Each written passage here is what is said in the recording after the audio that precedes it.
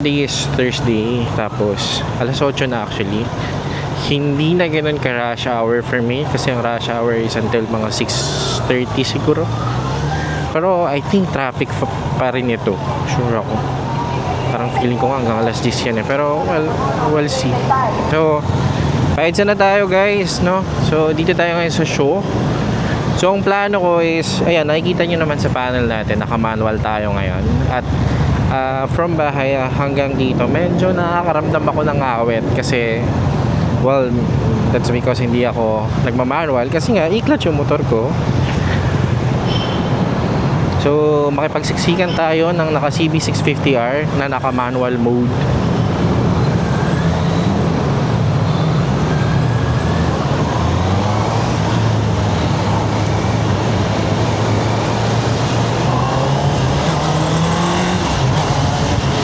Yay!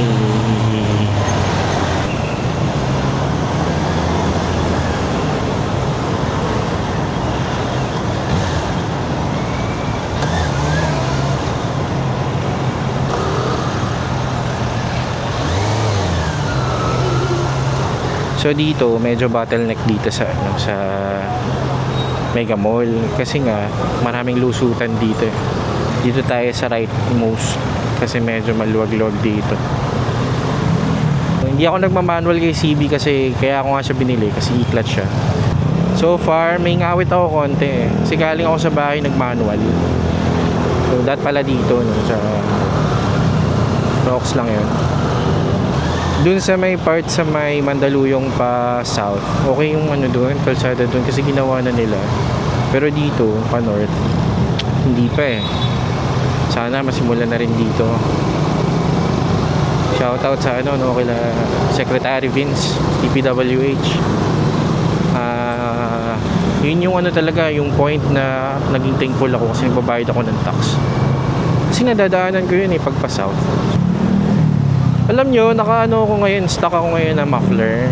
Naiingit ako sa mga maiingay. At the same time, natutuwa din naman ako na yung muffler ko ay tahimik dahil parang hindi siya nakakapagod sa biyahe. Kasi pag maingay yung motor mo, parang somehow nakakadagdag siya sa pagod mo, fatigue. So speed natin sa EDSA is dapat di lalagpas ng 60 daw. Pero realistically, siguro huwag ka lang lalagpas ng 100 or 90 or 80 siguro, I guess. Kasi parang ganun eh. Parang ganun yung realistic na nangyayari naman talaga na lumalagpas ka sa 60, di ba?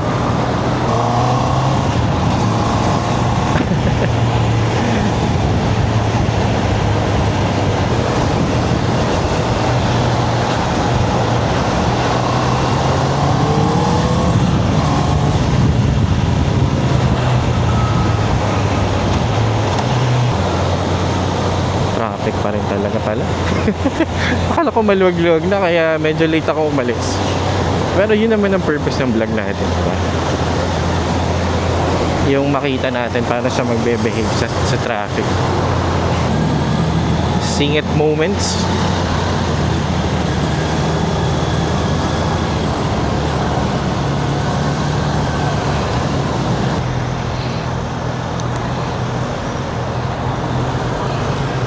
Muntik na ako mamatayan dun ha. Muntik na ako mamatayan dun ha. Para siyang sininok. So ano na tayo guys, Cubao. U-turn tayo dun. Okay. Sige. Uy, may nakasabay tayong parang ano yun, Suzuki Gixxer. Parang Suzuki Gixxer.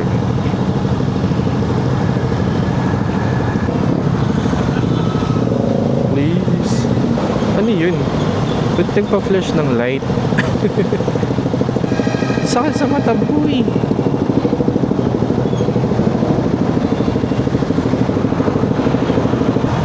Yan, wala nang camera. Hindi na masakit sa mata.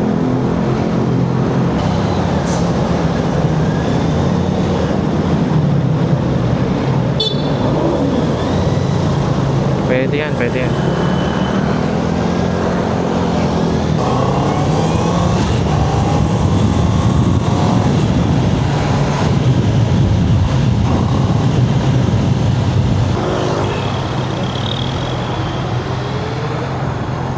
Kanan.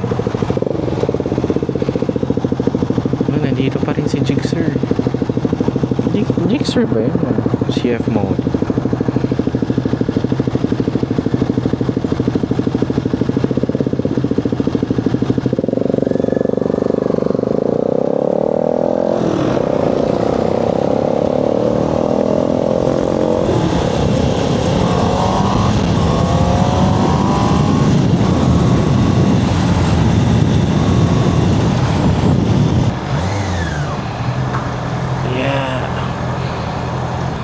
Nangawit ba ako? Hindi naman. Hindi naman sige sobrang layo ng Kamuning at Mandaluyong. So, ang ating conclusion, siguro, of course, the longer na naka-manual ka, sakit sa kamay yun. Pero ngayon dito, hindi naman. Lambot lang din naman yung ano ko. So, ito, naka-manual tayo, right, guys? So, mamaya, pag papatay natin to, mamaya, pagbukas nito, na babalik na siya ng e-clutch automatically. So bago yun, yung second part ng biyahe natin, bibili muna ako ng Lola Nenas. Okay. Biyahe na tayo ulit, tips. Nakabili na ako. So uy, PG1, ganda. Linis, oh. Ganda ng PG1. So, like I said, sa puntong ito is we are going to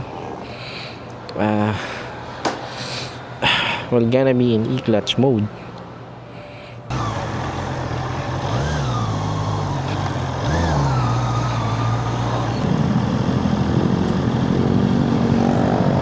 Ito, minsan tambayan to ng mga big bikers. Itong donkey na to. I-clutch na ako, no? Yun, no? Dali. Release. So, Kamuning, no? Saan ba to? GM, Kamuning ba to?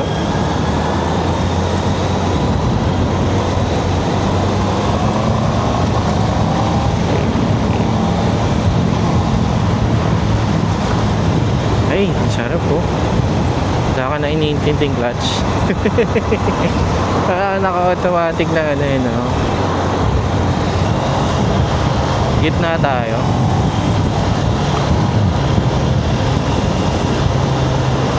Yun. Naka-clutch ako ngayon. Wala akong ano. Obviously, ang matudulot talaga niyan is walang awit. Tsaka another obvious or another thing na una ko napansin is nakafocus ka na sa kalsada talaga. Oo, parang 100%. Di katulad nung naka-manual ka. Unless, sobrang tagal mo na nagma-manual, katawan mo na siya, di ba? May ganun eh. So, hindi mo na siya kailangan pang bigyan ng pansin. SM North heads sa SM North na tayo, guys.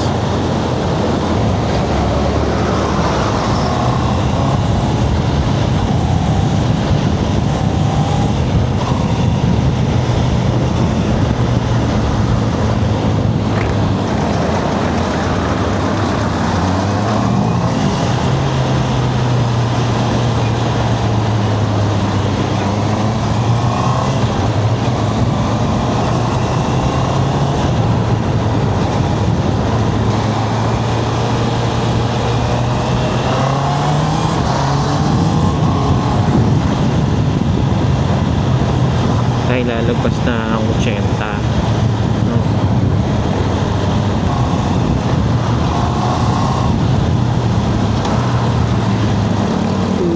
Diba?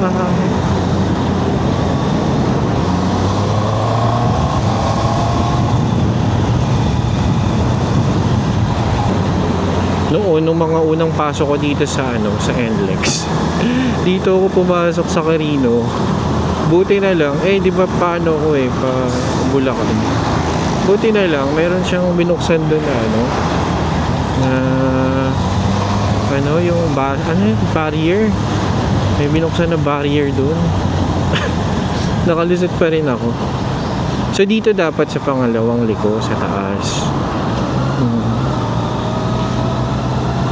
Yan. So NLEX na tayo. So tapos na yung pagbaybay natin sa EDSA. Yan. So expressway na tayo, gaming. Bukas na ito. Yan. O bukas naman talaga siya para para pag may dumaan doon, makakalusot pa rin dito kung dito talaga sila. Yun guys, tapos na tayo sa EDSA. Yung experiment natin, so nakita nyo naman kung paano si CB650R sa sa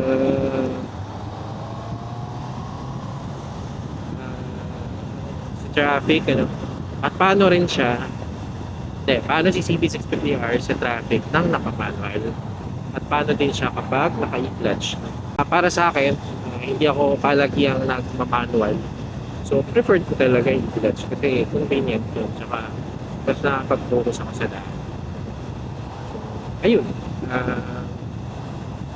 yun yung ko sa akin. Kayo ba? Ano bang nyo? Ano ba sa tingin nyo? Alam nyo, hot topic talaga yan hot topic yan sa mundo ng mga motor. Sa mga riders yung e-clutch kasi sinasabi nga nila pang-bading daw yung e-clutch. Totoo nga bang pang-bading ang e-clutch? Well, what can we say about it? Of course not, kasi naman siya, na to turn off siya at kaya siyang gawing manual, diba? So up to you, pwede mo pa rin siyang gamitin na manual so tinanong ko nga, sino ba tinanong ko na, hindi ko maalala, o sige wag ko na lang pangalanan. Sabi ko rider din yun, totoo ba ka kung pangbading yung e-clutch, ganun. Ang sagot niya, baka daw wala lang pambili yung nagsabi.